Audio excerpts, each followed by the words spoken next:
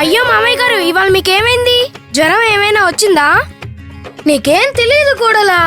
ఇందాకటి నుండి నేను ఇక్కడ దగ్గుతుంటే జ్వరం వచ్చిందా అని అడుగుతావేంటి?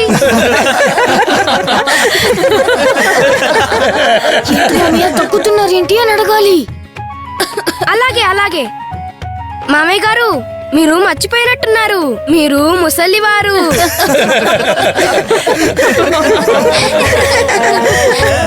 సరే ఇప్పుడు చెప్పండి, విపరీతంగా దగ్గు వస్తుందా? నాకు దగ్గు మాత్రమే కాదు, బాగా జలుబు చేసింది,